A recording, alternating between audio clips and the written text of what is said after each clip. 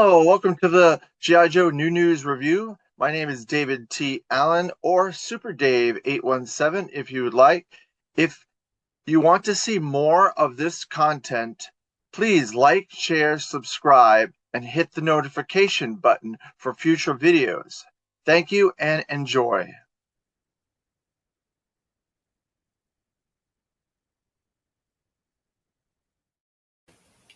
Hello, welcome to another episode of the G.I. Joe New News Review.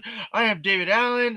Thank you for being here for my 100 sub anniversary special. We got lots of stuff to cover and lots of fun to have talking about G.I. Joe and all things involving G.I. Joe. So thank you everybody for supporting this channel. Thank you everybody for chiming in during the comments, and thank you for everybody that has watched the show after the fact. It is very humbling to me that people would want to watch me and want to listen to me talk about G.I. Joe. It's something that I've loved since I was a child, and I still love it to this day, and I've always loved it all these years. I'm not one of the people that have fallen off from their love of G.I. Joe. I kept my love all the way through. Maybe I didn't buy as much at certain points in the brand's history since the 80s till now, but I've always maintained that fandom, that love, and collecting of the G.I. Joe brand. And I have things from that entire era from 82 till now for every single period. Some of those periods I have a lot more uh, toys and collectibles and so on and so forth, and some I have less. And I'm trying to fill some of those gaps in my collection with more. Can't have enough G.I. Joe, right? So hopefully I'm speaking to the audience here about that, and you guys understand what I'm talking about.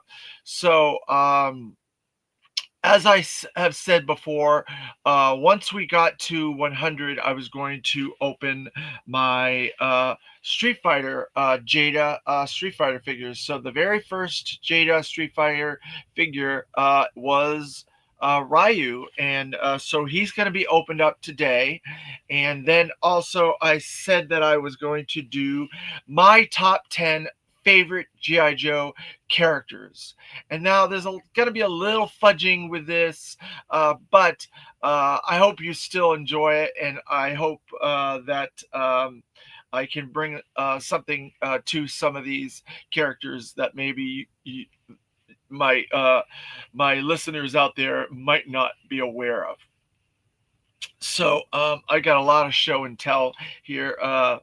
So I'm going to start with the top 10 going backwards first, and then I'll do some honorable mentions. So I'm going to do my honorable mentions first, but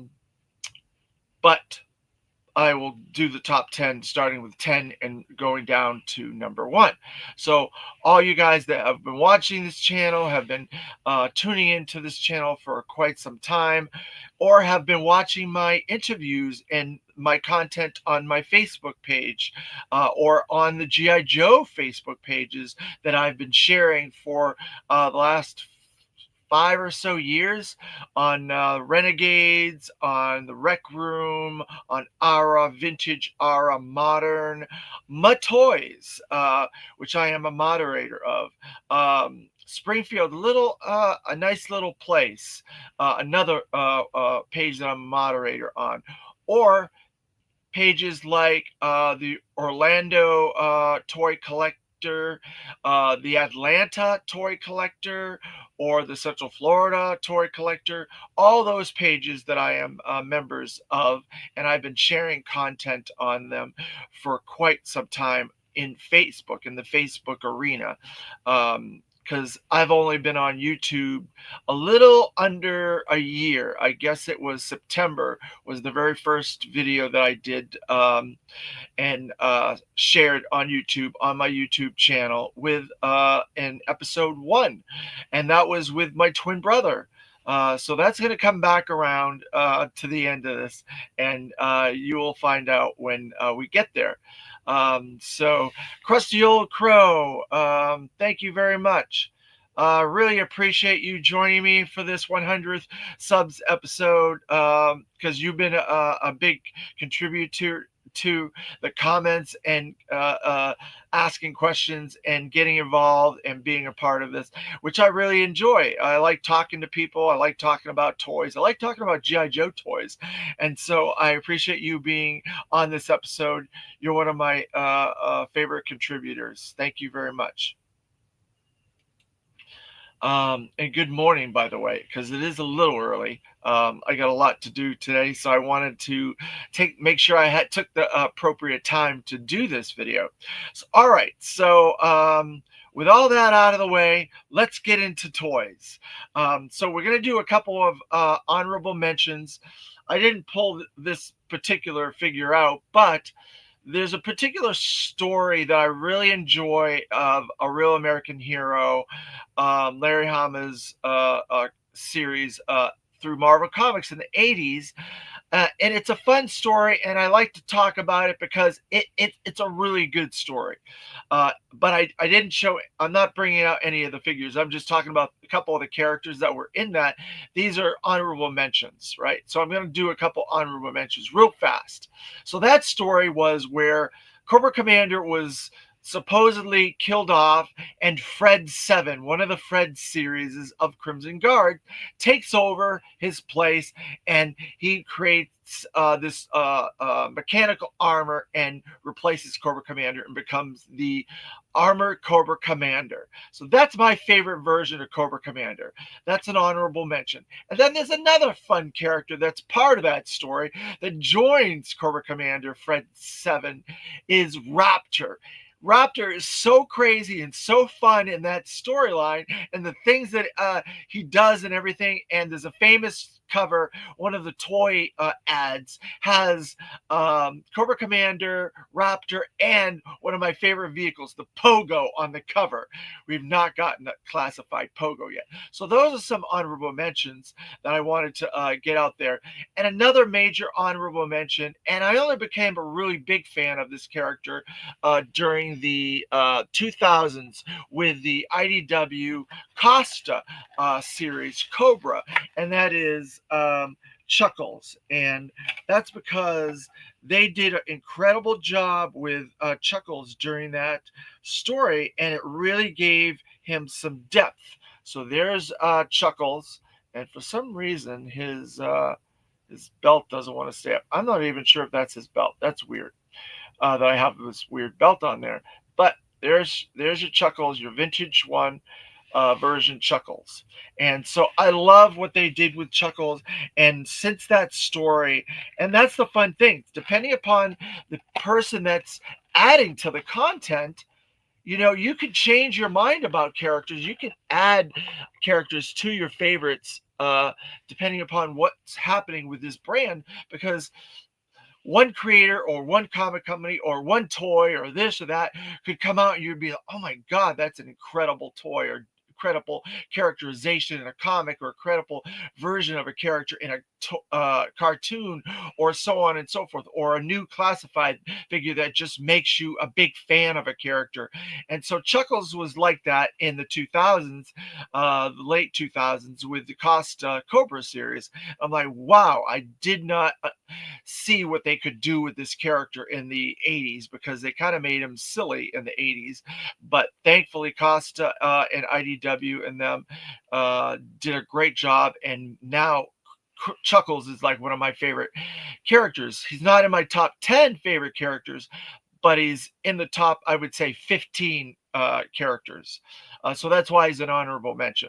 And so my next honorable mention is a character that we just got a classified figure of, and it is the vintage version is an absolute beautiful figure, and I don't understand why they veered so far away with the classified. I guess they wanted to do classifying up of the character, and maybe we'll get this version eventually. Now, this is an honorable mention, but I absolutely love it, and it's like my 11th figure. I wish I could have got into my top 10, but it is my 11th figure, and that is vintage Blowtorch. Look at this card art. Look at how beautiful this is. This leapt off the shelves to me as a child in 1984.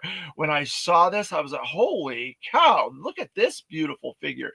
And for a long, long time, Barbecue version 1 was one of my favorite all-time figures because it is such a beautiful, beautiful card art, and the figure is a very nice figure. So I'm going to take the figure out of his package, vintage version of the figure out of his out of my package here. I may not even. I have all of his accessories. It looks like. So this is the vintage Barbecue. Now I don't have all of the accessories on him, but that's my vintage Barbecue. He has his helmet. Let's see. He has his gas mask. Let's see. Goes into this little tube here. Um, can't get that in there.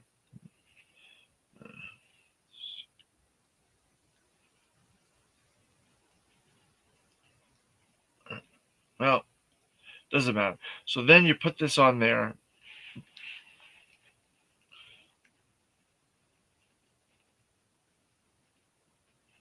There. And it goes around his base, his backpack. Goes on his back. That. And then his blowtorch goes in his hand. Like that.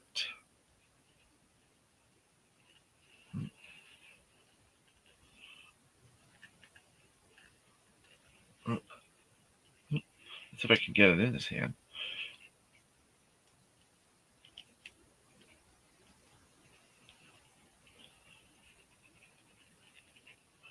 All right, so that's in there. So then we put this in his backpack. Let's see if we can get it in there.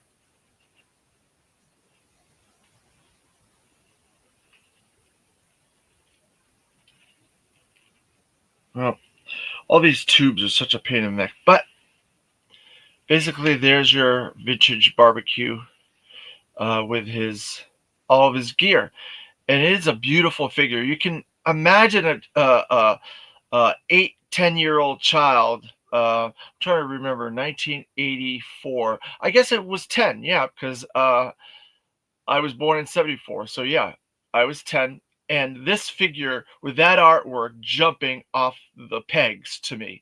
That's one of the reasons why 1984 and 85 are my favorite years of G.I. Joe, because you'll see from my favorites, most of my favorites are from around that period of time. And so that is my number 11 honorable mention. All right. So now we're going to get into my top 10 favorite characters of all time. All right, here we go. So my very first figure that I ever got.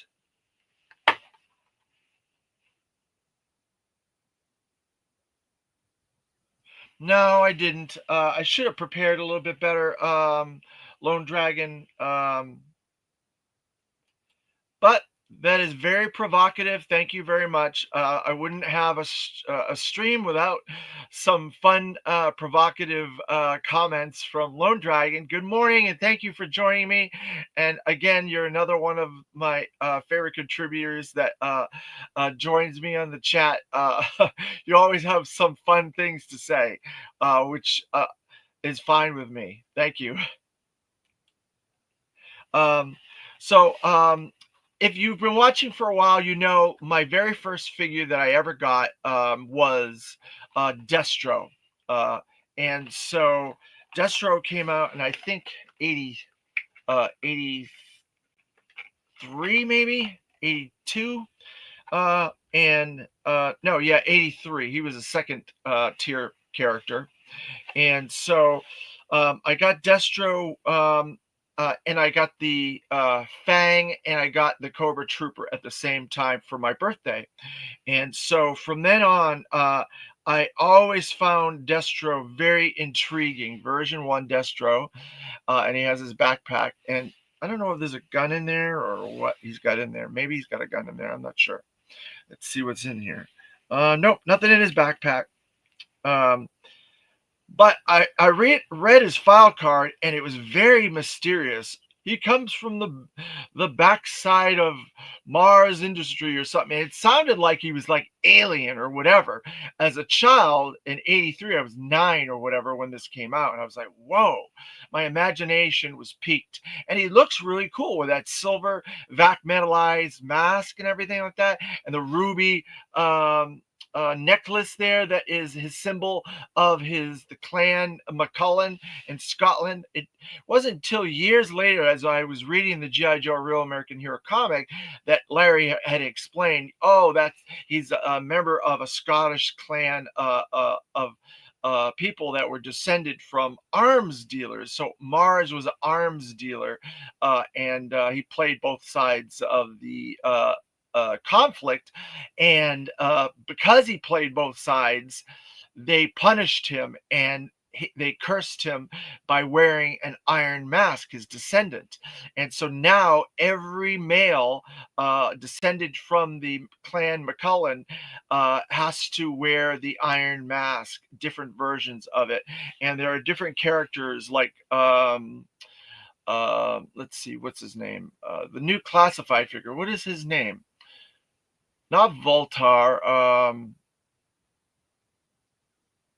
Darklonia, Darklon is wearing the mask too. We saw in the Skybound comics, he got his time to wear the mask at the end of that miniseries, the Destro miniseries. So James McCullen is my top 10, number 10 figure, because he was my first figure.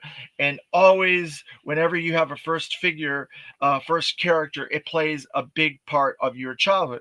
Now, Destro would go on to be part of the Iron Grenadiers, and the Iron Grenadiers as a whole have been a very big favorite of mine as well.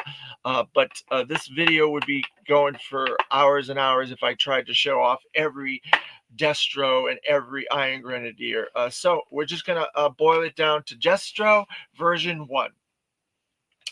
So another character, if you pay attention to comments and different things that I've said over the years in videos, you'll know that I am a huge, absolutely huge fan of the Crimson Guard. So number 8 is a troop builder, and it is the Crimson Guard trooper. Now, Crimson Guard are the elite troopers. They're all lawyers. They're all experts in taxes and specialties and so on and so forth for the Crimson Guard commanders. Extensive enterprises. And a little history. Larry did some fun things with them. He made them all Freds. So every Crimson Guard has to have plastic surgery to look the same. So they all look the same underneath their masks. So that's why they wear the helmet. So people won't know that they're a Fred series, and they are the elite of the finance world with extensive enterprises. And there's a whole bunch of different versions of Freds in the comics that Larry has established. And that's a fun thing. Larry has established a whole bunch of fun things in the comics that have translated to the toys themselves over the years. And there's also a bunch of stuff in Sunbow that is translated to the toys and so on and so forth. So I think it's a nice merging of all these different dispersed versions of the brand. Sunbow Animation, Larry Hama's Real American Hero through Marvel Comics, and the toys themselves. And they've created this wonderful pantheon of toy collecting G.I. Joe world that us children grew up with. And the Crimson Guards are my number 8 favorite characters, because they're individual and there's different versions of them. And I said earlier, as one of my kind of honorable mentions was Fred 7, but he became Cobra Commander. So that's a fun thing. And so Crimson Guards are really cool, and there's been tons of awesome versions of Crimson Guards. The Classified, when we get to that one, is a really, really nice upgrade of the Crimson Guard. So I look forward to showing that off. So, yep, that's the next one, number 8 on my top 10. So number 7 is going to be an interesting one because I like the first version of this, but I like the second version of this particular character better, and that is Storm Shadow. Storm Shadow is my number 7 favorite character, but I prefer Storm Shadow version 2 over Storm Shadow version 1, because Storm Shadow version 1 was a bad guy, and version 2 was a good guy. And I like the good guy version, and I like the ambiguous version where you didn't know what he was going to do. In the later comics, Larry Hama made him very ambiguous. Sometimes he would help Snake Eyes, sometimes he wouldn't. Sometimes he got mind controlled, sometimes he didn't. Sometimes he was being manipulated by Cobra. I like the more ambiguous Storm Shadow, and this is a much nicer figure overall, with the fatigues and the color and the techno camouflage. And they just showed a new Classified figure probably early last year. We got to order that, and hopefully we'll be getting it sometime this year. As is always with these videos, I dropped one of the accessories. It wouldn't be a video if I didn't drop an accessory, right? So it was his bow. It was his bow that I dropped. There's his bow. So he also has a red sword, and a red backpack. There you go. So I'm going to put the backpack on him. I'm going to put that on him there. And I'm going to put his sword in here. I like the way that they did this with this sword, where you could put the sword in the sheath on the side of the backpack. I wish they had did that with more figures at the time in the 80s. But look at that. It just fits right on there. Isn't that kind of cool? It's like right on the side there. And then, of course, because of his, I'll say, less than honorable story arc with the death of the Hardmaster. Spoiler, if you've not read the origin of Snake Eyes and Storm Shadow and the Arashikage in the Real American Hero, Storm Shadow was a villain, and he killed the Hardmaster. That created the rift between him and Snake Eyes that went on till modern times. Larry had established the Arashikage in issue 21, the Silent Interlude, the very first G.I. Joe silent comic, where they both fought each other, and they both had ripped arms at the end, and it showed they were part of the same clan. And then later on, through the 20s, they explained the origin. But this is a really nice, striking version of Storm Shadow. I really, really like this version. I like the original Storm Shadow as well.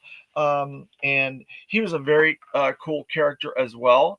And he was very mysterious when he originally appeared in the G.I. Joe brand. And again, that issue 21, they explained who he was, what his motivations were, and so forth, so on and so forth. And so I think they did a really good job with Storm Shadow. Tommy Arashikage. So Tommy Arashikage, Storm Shadow, was my number 7 favorite character of all time. So let's see. So number 6, I should say, not number 5, number 6 is one that I became a fan of probably in the last 20 years. this is another character that I've become a huge fan of.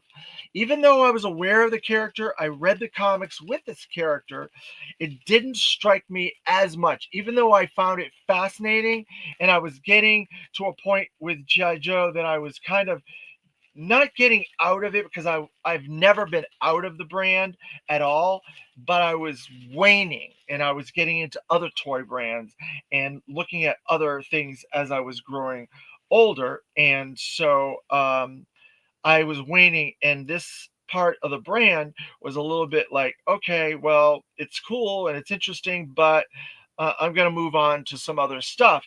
But I continued to get G.I. Joe, and it just didn't strike me until probably 2008 or 9.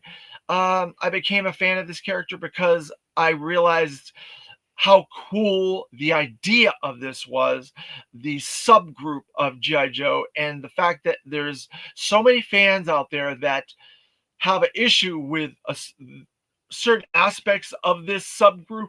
And I thought that's ridiculous because G.I. Joe had all these ridiculous colors earlier on.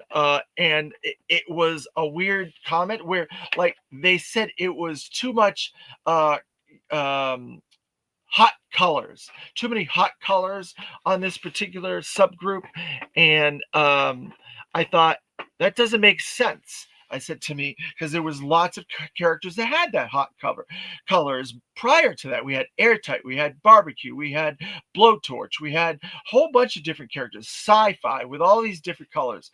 Maybe in the 90s when this character came out, there was a lot more, but it hadn't been unprecedented. They have been doing a lot of different colored characters prior to that. And so the main villain for this subgroup was, and he's now my number 6 favorite character, is Cesspool. I love the origin of Cesspool because it's the Joker's origin, basically.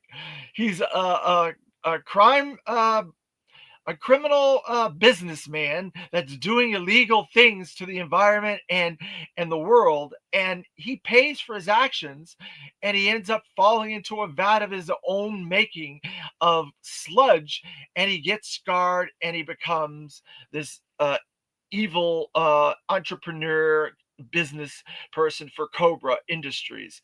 And so I just think that's a wonderful idea. And his back history is that he was in the deforestation and cutting down trees and stuff like that. So he had these little things on his legs where he would climb trees, and he was like a tree climber type of thing.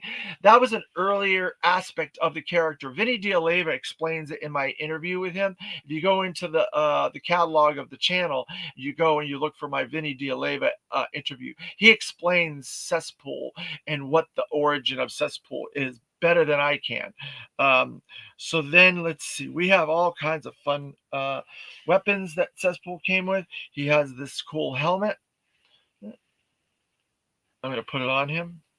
Another thing about Cesspool is that there's a bunch of foreign fun school versions of Cesspool that are like these really weird color versions of him.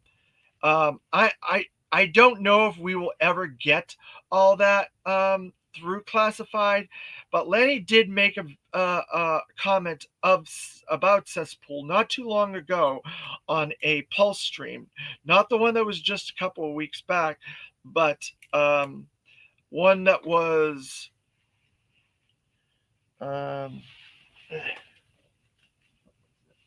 something just fell off of him, and now I'm not. There's a little thing that just fell off of him, off of his mask, and like I said, this would not be a video on my channel if something didn't fall off.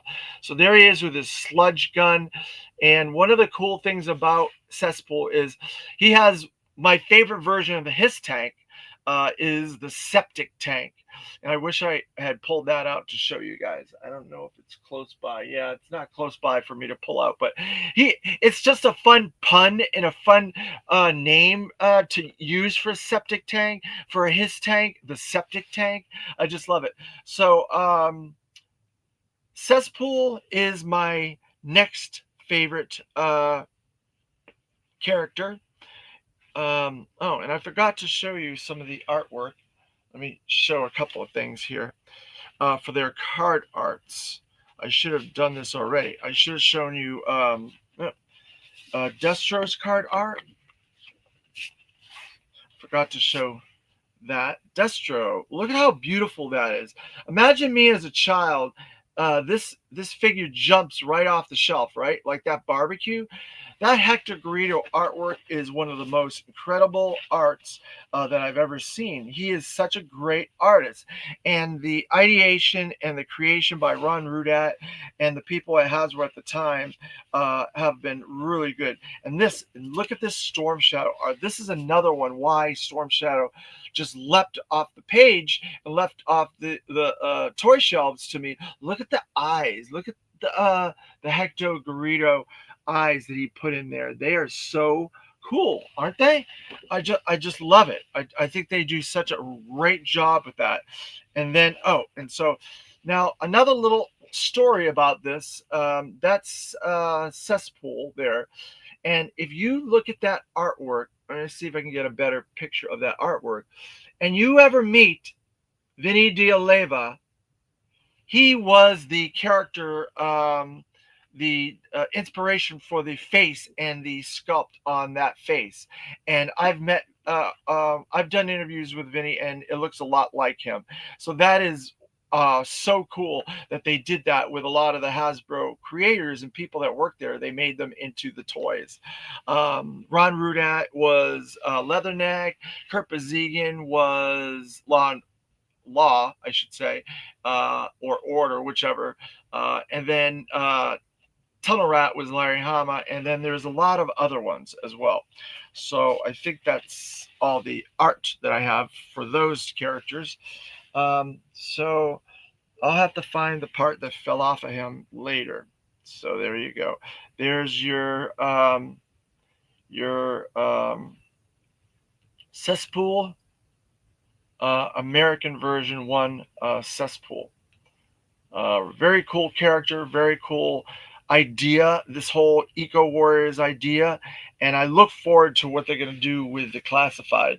And then he also had this really cool chainsaw gun, so it kind of goes to that tree idea where they wanted him to be an industrious that chopped down trees and stuff like that. So I think that's really cool.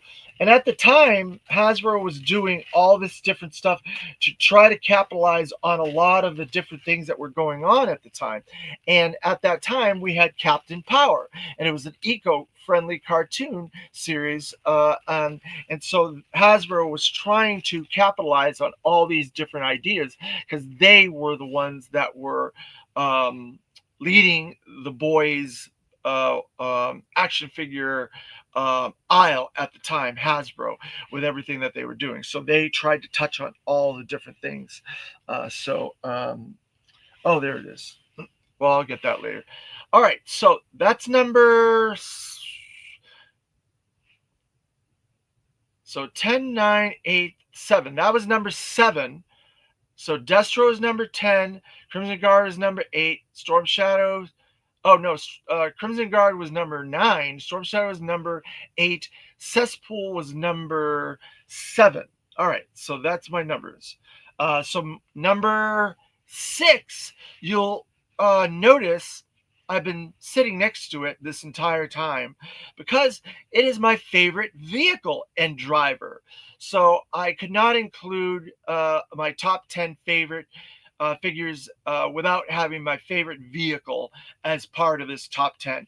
And the vintage Havoc with vintage cross country, is my favorite vehicle. Look at how awesome that is. Has that hovercraft, has the different sections, has all kinds of different places to put characters on it, and it just looks so futuristic. Now, G.I. Joe has always been a brand that was supposed to be 10 years ahead of its time in military technology to stay in competitive nature with Cobra.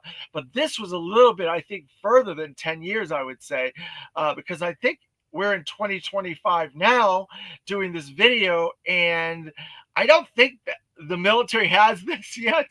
So I think they GI Joe in like 86 when this came out.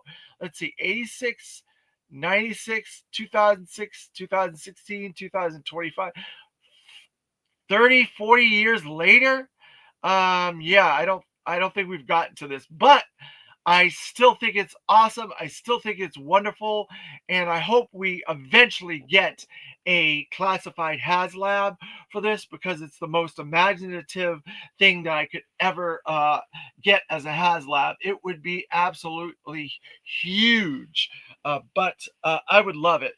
And I'm going to tell you a little bit of story. If you haven't heard this story, people that know me, that have watched some of my content over the years, probably knows this story. But for those of you that have never heard this story, the reason why this is my favorite vehicle and vehicle driver cross country is, as a child, you do things sometimes to make money. You mow the lawn, you take out the trash, you clean your room, stuff like that, and you behave in a certain way, and your parents would reward you with things, and they would bring you to the store and you could get different things. And so my father had lost something for his job and he couldn't find it. And he told me and my brothers if we found the item, he would treat us to anything we wanted at the toy store or at the store for finding this item. Well, we looked for hours and I eventually found the item.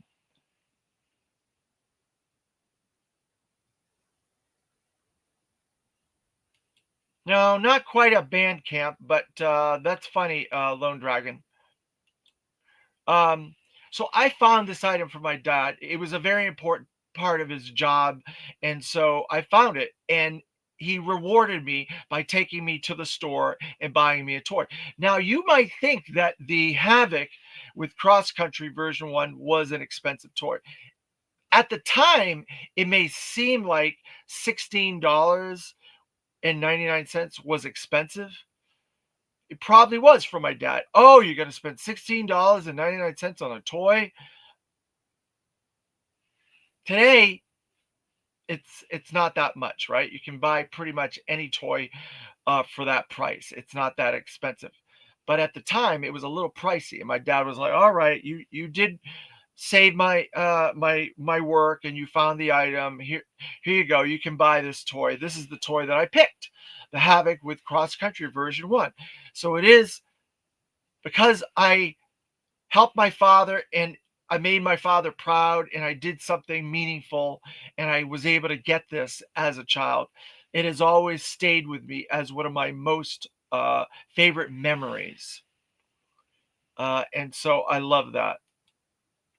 Thank you, Talking Joe, for joining me. I appreciate it.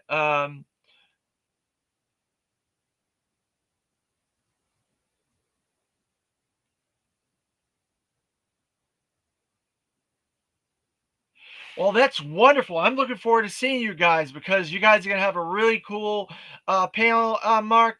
Um, if you guys are not following Talking Joe, they are the preeminent comic book GI Joe podcast. Mark Sudden and Seddon and Tim Finn, and they are going to be doing a panel at my show, Joe Fest, with Larry Hama. So I will be front row seating on that one, Mark. And thank you for joining me for my 100 sub special. I appreciate it. Mark has been a big supporter of this channel and has always been helping me, giving me tips and letting me bend his ear with questions to make my channel better. And I hope I've been doing that over the last 100 episodes.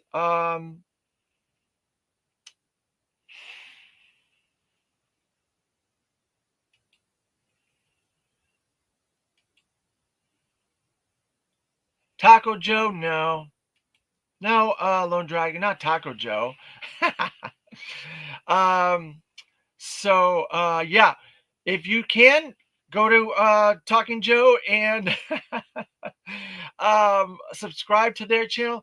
I do comic book content as well. We kind of go back and forth, Talking Joe and my channel, but they are much more in depth. They get a lot more creators than I have gotten a few, but they got a lot more than me. I do a wider breadth of content, so I'm not specialized in the comic book, even though I could if I really wanted to. But I let them do that because I don't want to step on their toes, because they do a much better job at it than I do. So thank you, and I look forward to seeing you guys at Joe Fest. I hope everybody in the chat I get to see at Joe Fest come up to me. I'll be running around with a microphone, making announcements, making sure that all the vendors are in their slots, taking care of notes, taking care of answering questions, and I will also be hosting a couple of fun panels at Joe Fest. So if you're there, please come see my panels. Go on to the Joe Fest website and you will see the list of panels on there, and you will see which ones I will be hosting. It's going to be a ball. I would not miss it. It's going to be so much fun. It's like going to a family reunion with all my Joe family all at the same place. It's extraordinary. It's incredible. So I can't talk about Joe Fest enough. So yeah, I'll see you guys in a couple of weeks. Mark and Tim both. All right. So that was my number 6 favorite character with a vehicle, Cross Country. Now, Cross Country has a little bit of a politically incorrect thing about him. He has a rebel flag on the back of his chest, and because my Cross Country is in the package, it's a mint in package. It's not the best package, but it's mint in package, unsealed, and so I can't take Cross Country out. I probably have another Cross Country somewhere. I probably could get him and show you that rebel symbol. He's over there, but I'm not going to go get him right now. Um, so we'll just let it lie the way it is right now. And so, because of that politically incorrect symbol on his chest, they did a second version of him. The political correctness only affected him in the recent years, within the last 15 or so years. Up until that, he was still a viable character exactly the way he was. But they did a second version of him in the 90s. It was a fine version. It was a nice upgraded version, but I still like the vintage version. And he's got the rebel gray colors, because during the Civil War there was the blues and the grays, and he was a gray because he's a Southern guy. So there's a little bit of history with Cross Country. All right, so that gets us to number 5. Now this is an interesting one too, because I love this character and a lot of people love this character, but I love version 2 of this character better, due to a real American hero again, Larry Hama's Comics, because of a storyline that he built for over 100 years. And Mark Seddon's probably going to be able to figure this out. I always want to say Seddon. Is it Seddon or Sutton? No, it's Seddon. That's right. I always get that mixed up. Sorry, Mark.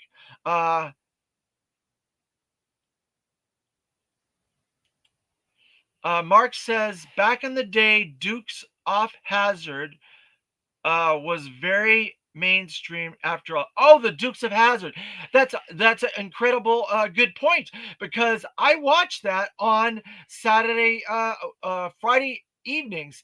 It was a 3 for Friday evenings with my mom and my brothers, where she would let us watch the Dukes of Hazzard at 8, then Grizzly Adams at 9, and then she would watch Dallas at 10 on Fridays. So it was like a southern 3 for and me and my brothers and my mom watched it, and I love my mom so much. I miss her.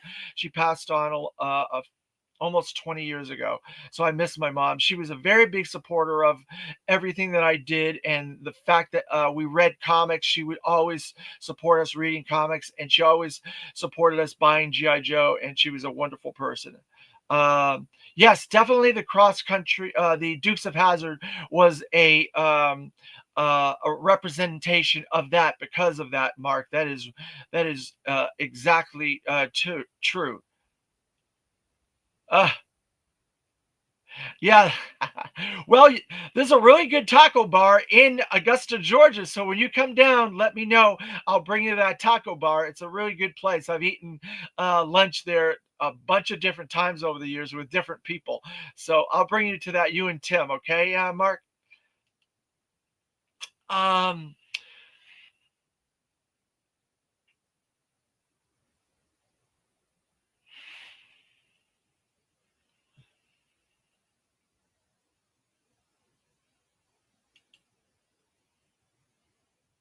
oh, I get it.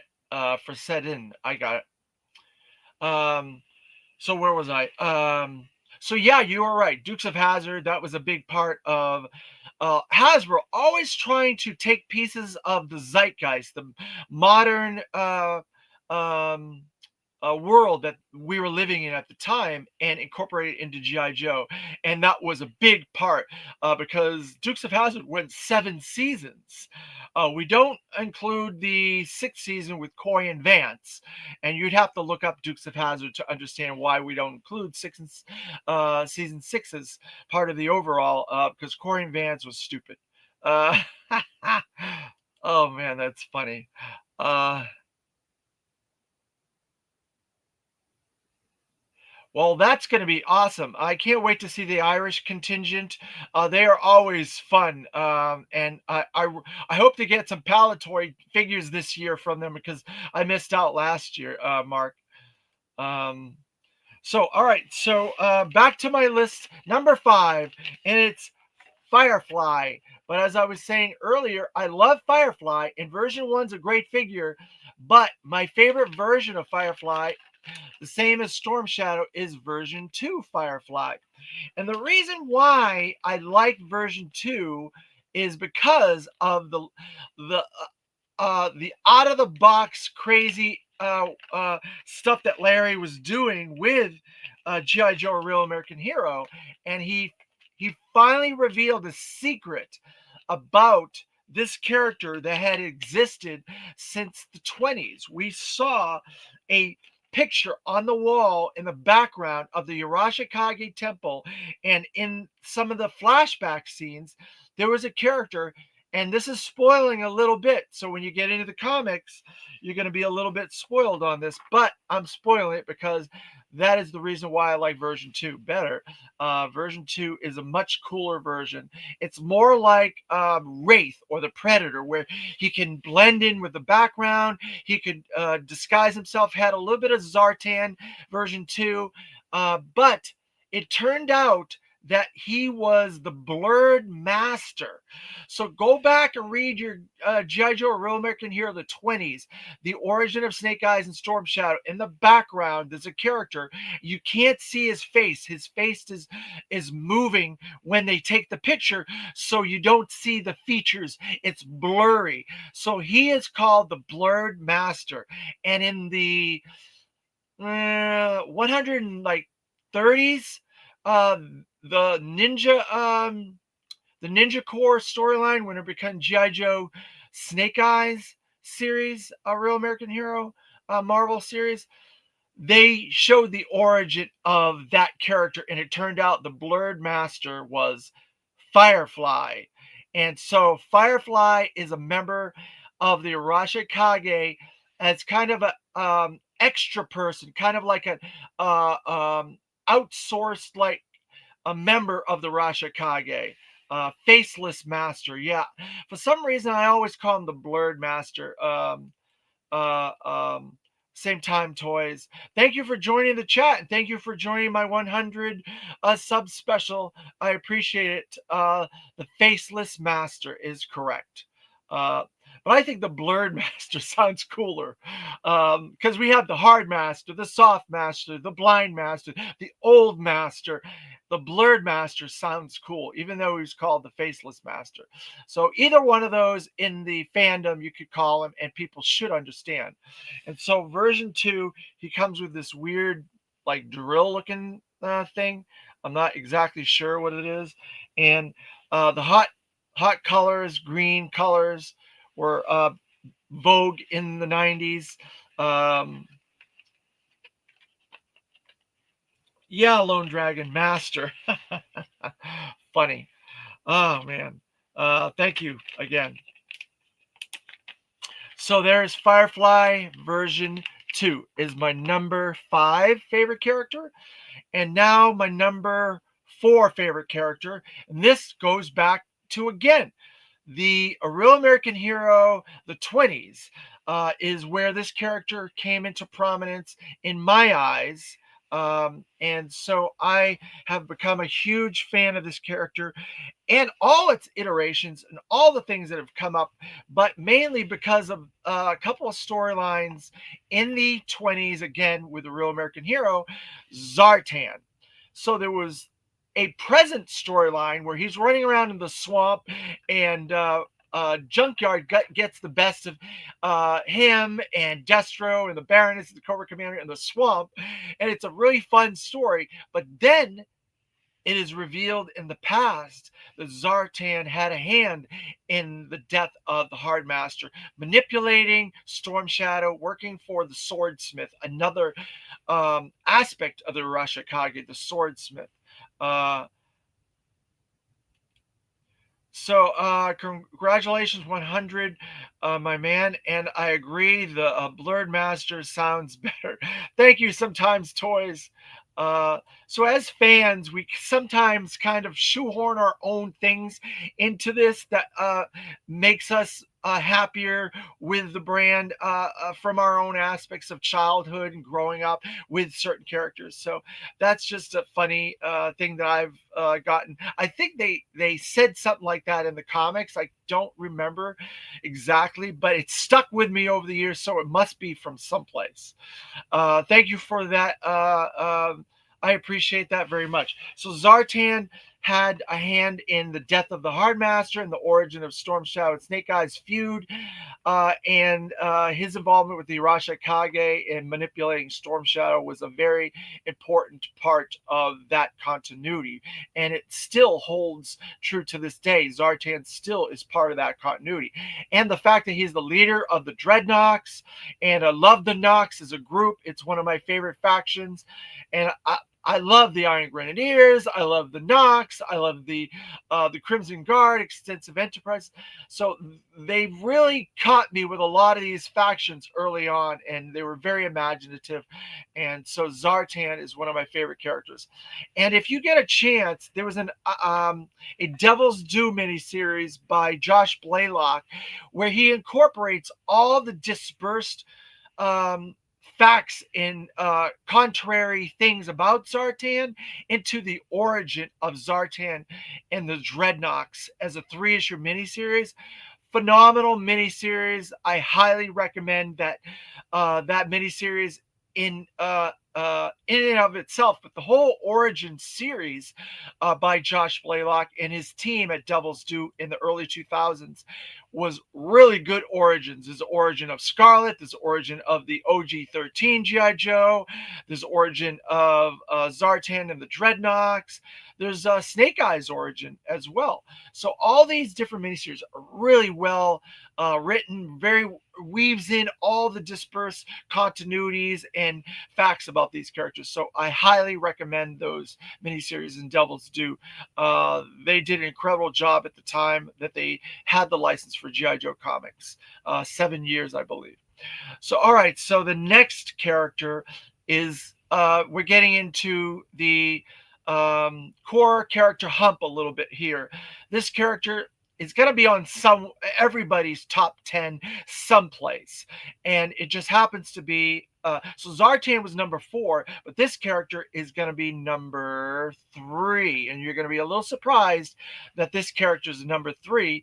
But Snake Eyes, again, incredible character, incredible continuity, the Arashikage, his Storm Shadow, the fact that he can't speak, he uses sign language, he got his face blown off in an accident during Vietnam, and his involvement with the Ninja Corps and a lot of the different characters that he is familiar with, like Scarlet, Duke, and his history, and the fact that he's basically the Batman of GI Joe, or Spider-Man of GI Joe. He's the primary character that everybody recognizes as part of GI Joe, the number one character.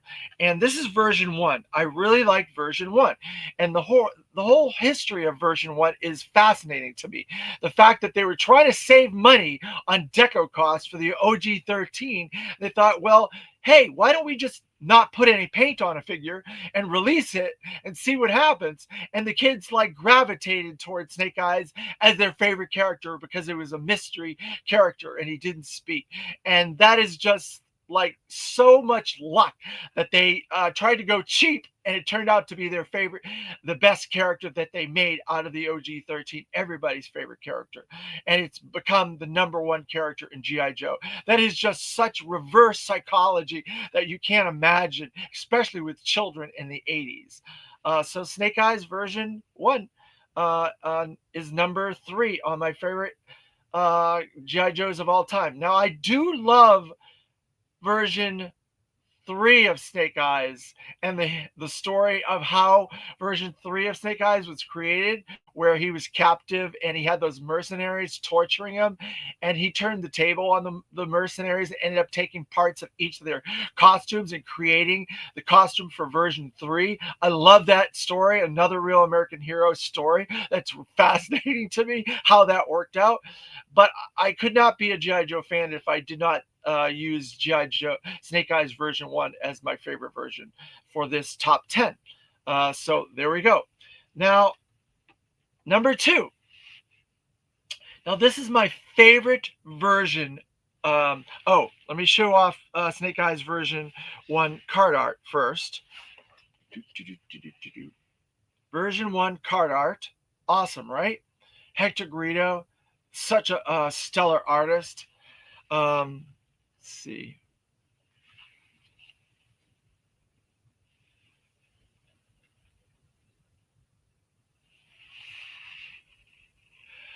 I don't know. I'm going to talk to Mark Pennington at my convention in September. If you guys haven't seen, I have another convention that I'm doing for Central Florida Joe fans and surrounding areas. Central Florida Joe Show, or the Centflo Joe Show, and our primary guest is Mark Pennington. So I'm going to ask Mark about that. Mark, at our show when we go to dinner and stuff like that, to find out what the story is there. I find that fascinating because it's my favorite version of Snake Eyes. So it's funny that he says that's how life is. You do things, people do things all the time. I hear stories where people do things as a lark, or they do things as a throwaway, or they do things to try to be cheap or whatever. And it always goes reverse. It always ends up being the opposite. And I find that fascinating how life works that way. Life never goes the way you expect, right? Everybody in the chat, right? So this is another character. Number two is a character is my number one favorite Joe character, but not my number one favorite figure of all time. So my number one favorite Joe character comes back to my childhood and being a quarter Native American. My mother was 50% Native American. My grandfather was 100% Native American. And so I hold that close to my heart as being a natural American born from this country. Yes, I have aspects of me from other parts of the world, like my Irish and English background as well, and French background. But I hold my Native American background very proudful, and so that brings me to my number two character, and that is Spirit Iron Knife. Let's see. Let's see. Oh, let's see.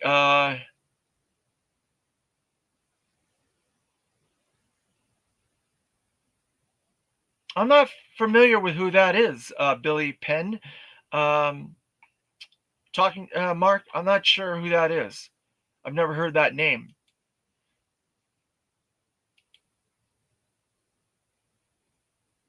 Thank you very much. Thank you very much, Mark. I appreciate that.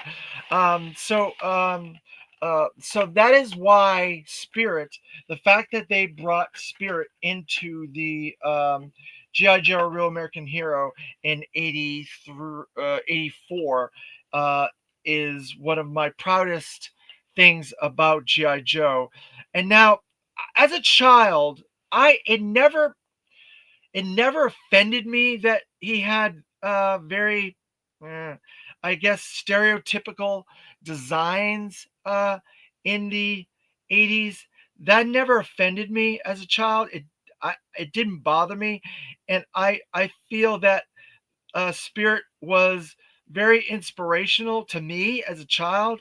Um, and I don't know why the modern day classified figure Hasbro got, um, I think, a member of the Wu Tang Clan to talk about Spirit and why they had to upgrade Spirit from uh, the traditional sense, because he had his skirt and he had the braids and the skirt on and stuff like that as part of the figure. That never that never offended me. Um, and I was a child, so maybe I wasn't grown up enough to understand it at the time. But Spirit, Iron Knife, Freedom are my favorite GI Joe characters. Overall, every GI Joe character, I love Spirit. I think he stands for a lot of good ideals, courage, standing up for the little guy, standing up for freedom. He's a naturalized American, traditional American, original American, Native American, if you want to say. And I love the stories that they use him with in GI Joe. He's always like an expert marksman and stuff like that, and he saves the day. He helps Snake Eyes in a couple stories. In the Sunbow animated series, he beats one of my favorite characters, Storm Shadow. So I love Spirit Iron Knife, and he is my favorite GI Joe good guy. He's not my favorite overall GI Joe character. So I hope that gives you a little bit of insight into Spirit and Freedom. So now this one shouldn't be a mystery for all those in the chat who've been watching this channel for a while or watching me on Facebook. Should know my favorite characters are, of all time in GI Joe, are, and this is a bit of a cheat, Tomax and Xamot, right? Who can guess why Tomax and Xamot are my favorite characters in the chat? I'll let you guys see if you can figure it out. I've mentioned it, I don't know, dozens of times. So if you're paying attention and you're watching this channel, then hopefully you'll know the answer to that. Oops, I left one of their guns in here. Yeah. And I'll give you a little bit of time to guess Tomax and Xamot, why they are my favorite characters. And I kind of gave a hint at the beginning of this that it was going to come back around, right? If you've been watching from the beginning, you'll know that. I got that in the wrong.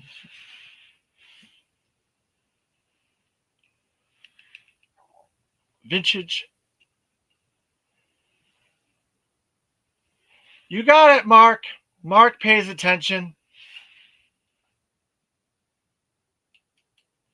Mark Sudden pays attention.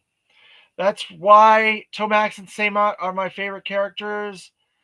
I am a twin. I am an identical twin to my twin brother, Daniel.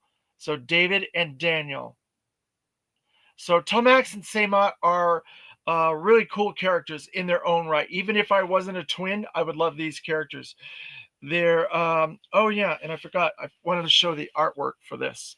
Well, forgot to show the artwork for Spirit. Look at how awesome that is. Look at that face. Sorry, I interrupted myself.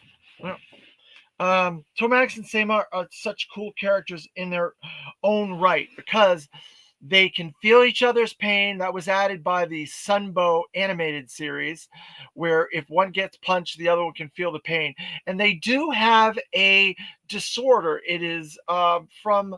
I should have got this information so I could talk about it. But they're part of a lineage of people um, in the Mediterranean. They come from an island, and I cannot think of where the island is. Let me see. I have the Super 7 version of them right here, which mimics the package that was done in the vintage era. It's almost identical. Maybe it's on their package. Let me see if I can. Um, it says birthplace, an island in the Mediterranean. Uh,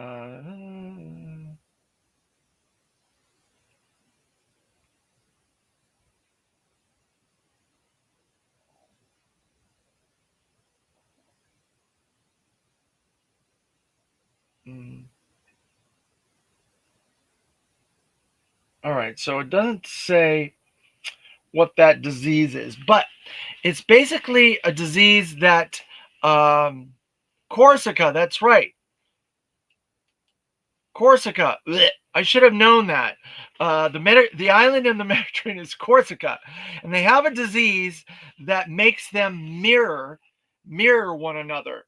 So they're identical twins, but they're mirrored twins, which is a very rare breed of twins. It's I guess you gotta, yeah, there's a disease it's involving it, so that's why they can sense each other very strongly. Not that all twins can do that. We can to a certain extent, and there's documentaries and history, and I've studied it and stuff like that. We can sense each other, but they have a much stronger sense of one another. That's why they can feel each other's pain when someone punches them, and so on and so forth. So one of them got a scar, so that is pretty much the only way to determine who they are. I think it's Zaymot. Uh, Zaymot has the scar. Let me see.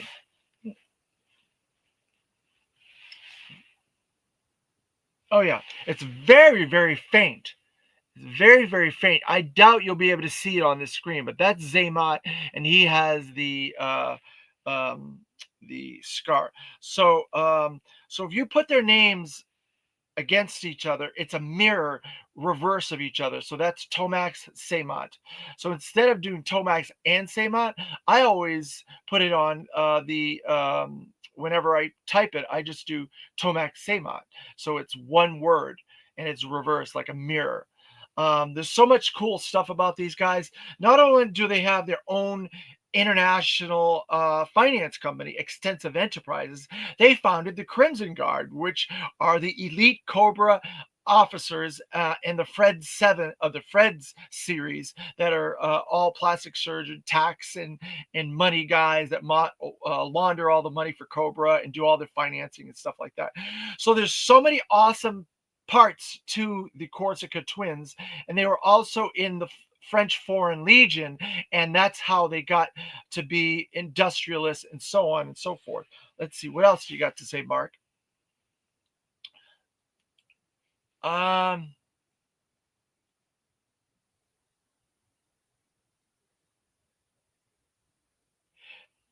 that's an interesting way to do it, but I don't believe it's Zaymot. I believe it's Zaymot. Wait a minute. It is Zaymot. You're right. It is Zaymot with the scar, I think. Tomax and Zaymot. Let me see. Ugh. The way that they do it on the package here is almost identical to the way they did it on the package in the vintage era. So I'll be able to tell who has the scar and who doesn't on here. Uh, let's see. So it's the one Tomax on the left, and I'm using a reverse screen here, but it's Tomax on the left that has the scar. So it's not Zaymot.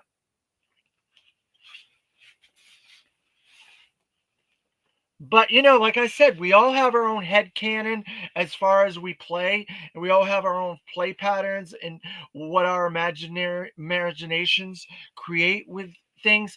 But I'm an expert on Tomax and Zaymot and the Crimson Guard, so yeah, it is Tomax, not Zaymot. Uh, but that's fine. Everybody can have their own head canon. And if you're reading a Real American Hero, the comics, it'll say in there as well, and the file cards and so on and so forth. So there's so much cool stuff about Tomax and Sama, and that vintage package is an incredible package that Super 7 was able to duplicate, but the original is identical to it. I swear not, it's exactly the same with the mirror packaging and the whole spiel on both sides. It's exact. I cannot afford to get a vintage version of that. I opened up mine as a child. I was a child. I opened my toys up. That's the way it goes. But I do not have the vintage version. I would love to get a vintage version in the package, but I don't have one currently. That is one of my goals to do, is to get that.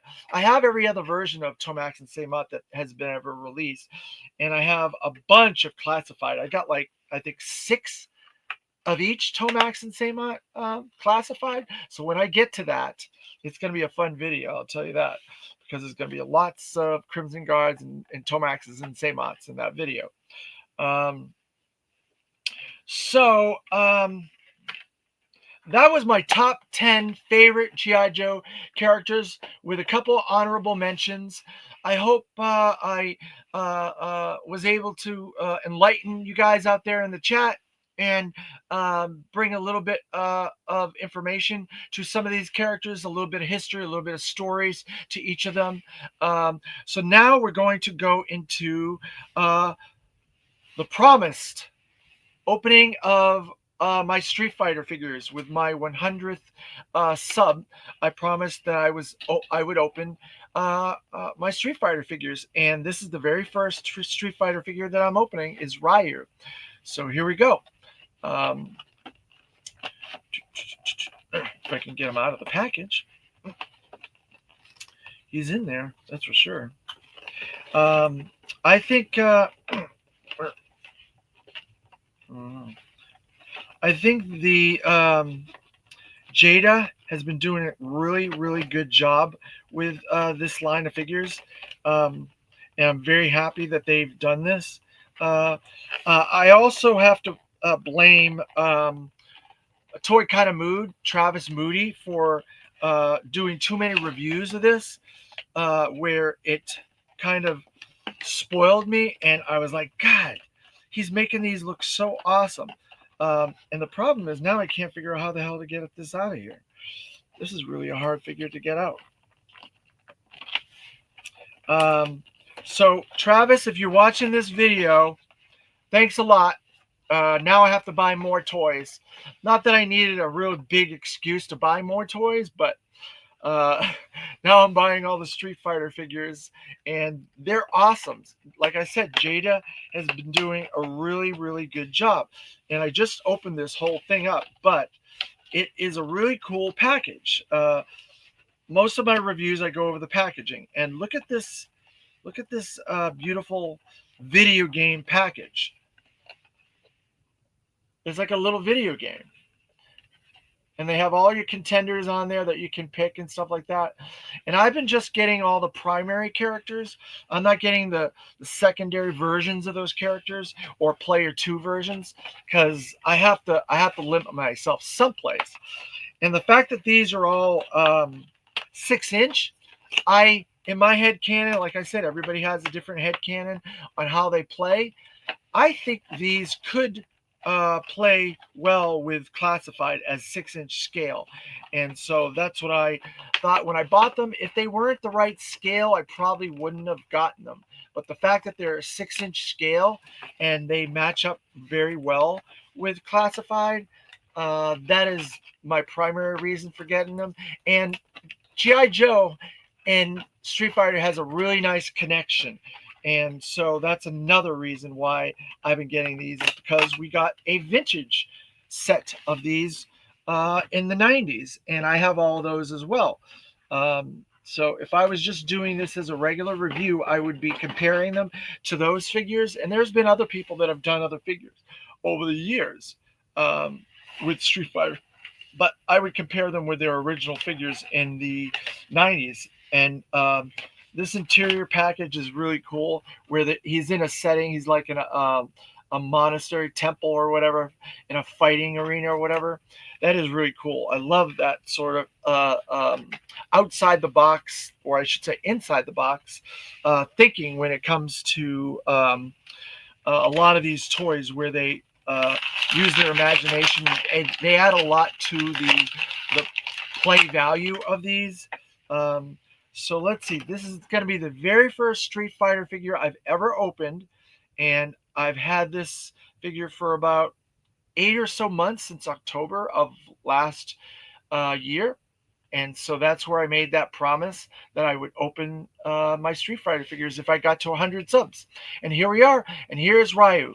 Now, let's see. There's a really nice texture on his gi. I like that texture. And I like the fact that they have these rubber like bands around him that are loose and mealable, so they can move and stuff like that.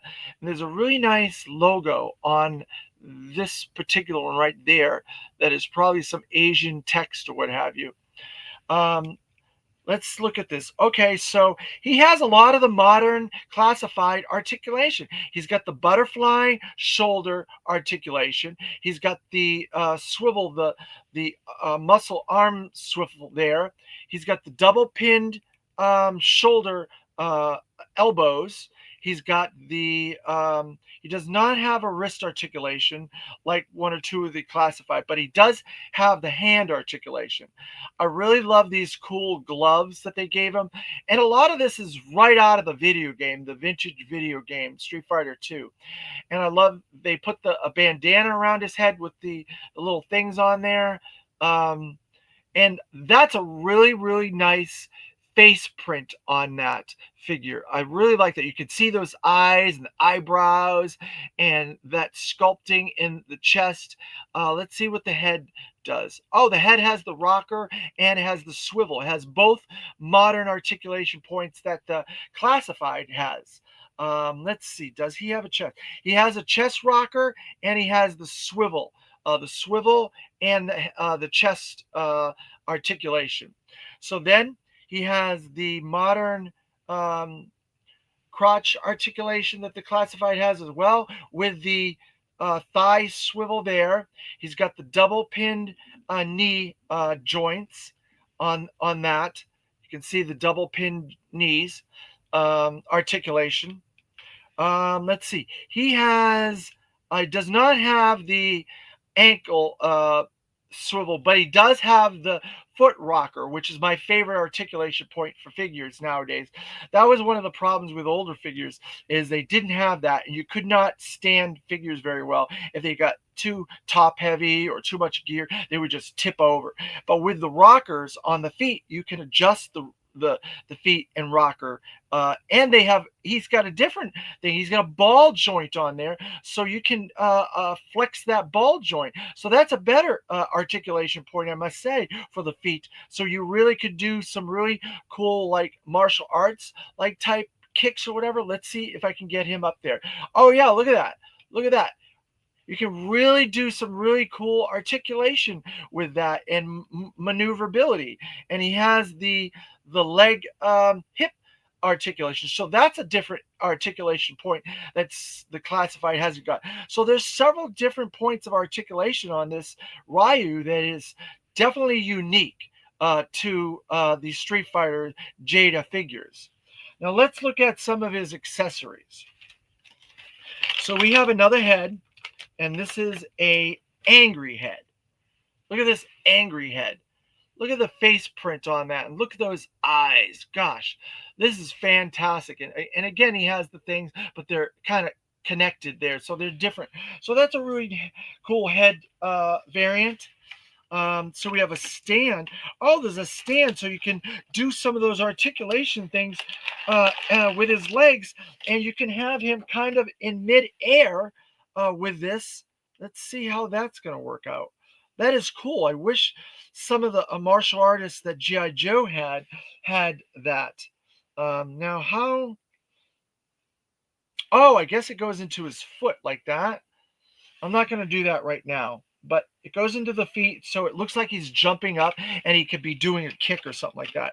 So then he has different hands, a set of different hands with a palm articulation, which is another thing that I wish the classified martial artists had, the palm articulation. So you can take the hand off, and put the palm articulation so it swivels like that, so you can go like that when you're hitting. Now, I have been um, as a teenager in high school and college, I took some martial arts, kung fu. So I'm familiar with a lot of this sort of stuff. So I'm going to take one of these hands off, and I'm going to try and put one of those ones with the palm articulation on, so you can get that. Uh, I call it the Riker thrust because whenever you would see Riker fight in Star Trek: The Next Generation, he would always go like that to a guy, right? So that's what that thrust is. So if you do that and you put him like this, swivel him like that, and you give him that thrust with his hand like that, oh my God, that would look so cool, wouldn't it? With that thrust. I'll have to take some photos and show you guys later with some of these maneuvers and stuff like that. I usually don't play that much with these my classified figures that much. When I do the reviews, I do, but this is going to be a lot more play, I think, because I want to fiddle with these different martial arts maneuvers and stuff like that. So yeah, he came with a second hand, another set hand. So there you go. And then he has this fireball. Let's see. Um, what this fireball? That's his power, I'm guessing, is this fireball. Uh, so when he does his power, you could have the fireball coming out of him and hitting a character, a different opponent with that fireball. And that's where that thrust comes in, where he's thrusting that and he shoots that fireball out to the adversary and the foe. Wow, this is really a good character. I don't know why I waited all this time to open Street Fighters, because this is really fun. So I've got to say again, Travis, uh, thank you, because these are beautiful figures. And Jada, thank you. I look forward to opening all my other Street Fighters figures down the road. But this is a wonderful, wonderful figure. And I think you guys are knocking it out of the park on these. And I would like to do. I'm not a photographer person, but it'd be kind of cool to show Ryu and Snake Eyes in a battle, because there was that comic miniseries, the Fortnite miniseries, where Snake Eyes got to fight Batman, and I think it'd be cool to have Snake Eyes face Ryu. Um, and that's something that's coming up. There's another Fortnite comic that includes Superman. I'm curious if G.I. Joe would do another crossover with Fortnite in that series with Superman. That's something you need to find out about, Mark. I would like to see if that crossover has any involvement with G.I. Joe, similar to the way they did with the Batman crossover. I don't know how that was received. That's the thing about that. I'm not sure if that Snake Eyes Fortnite Batman thing was received very well or not. I got it, and I got the figures, and we will do the review of the figure down the road. But I just don't know how well that comic was received. I know it was hard to get. I know I got it, and it wasn't easy to get it. So I don't know. I'm not sure. So, Mark, do some journalistic research on that for me, and find out what happened with that Fortnite Batman Snake Eyes crossover. Okay. Thank you. So I'm showing off this Street Fighter figure, but I'm continuously buying new Street Fighter figures. So I've been showing off some of the things I've been getting in recent weeks in different videos. So I wanted to show off my latest Street Fighter figures that I just got the other day, and that is Sagat. Sagat is really cool. He's an adversary, he's a bad guy, and you can see the difference in size compared to the package. So you can see that Sagat is going to be a huge character when we get to open him. And then another one that I got this week with Sagat was Blanca, and that's another super duper uh, package figure. So I get about 10 or so of these Street Fighter figures. I'll just open them one by one, and I hope you guys enjoy those. Um, I will open them in the G.I. Joe New News review and not in the G.I. Joe Classified review. Um, Unless you guys want me to open them in the G.I. Joe Classified review, it's up to you. I've been doing that in order, numbering. And so the next one for that series is going to be Breaker and the Ram. That'll be my next Classified review video. That'll be coming up this week. So keep an eye out for that. This is a little bit of a sneak peek in the Ram. Little sneak peek for that video. I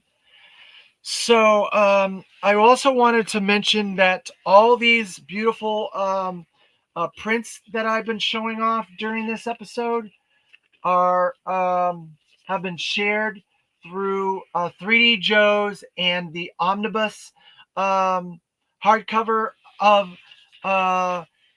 Creating the Art of G.I. Joe, The Art of G.I. Joe by Carson Metaxas and Chad Huckle through 3D Joe's. They were part of the series of prints that were included in that omnibus. And I don't think he has that many omnibuses left, just maybe over 100 left. He will be bringing them to Joe Fest. So if you guys are there and you want to get that omnibus, the thing is absolutely huge. You would not be a Joe collector if you did not have that in your collection. It's a beautiful centerpiece for your collection. 3D Joe's Carson, I want to thank him for a lot of the contributions that I've been using his books for my series of classified reviews. I also want to say thank you to Dan Klingensmith Jr. for the use of his series of books in my reviews over the last, I don't know, 30 something classified reviews that I've done.